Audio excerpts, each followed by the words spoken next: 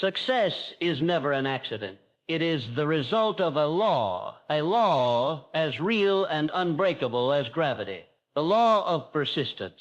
Those who achieve great things are not the ones who had perfect conditions.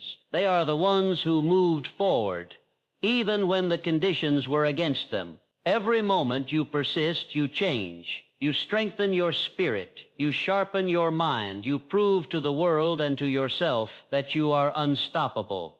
Dreams are planted in the soil of the mind, but they only grow with the rain of persistence. When the storm comes, and it will, remember that the storm is not your enemy, it is your training ground. The winds that threaten to tear you down are the same winds that will lift you higher if you refuse to let go. The world will not always applaud your journey. There will be days when your steps feel heavy and your victories seem invisible. But understand this.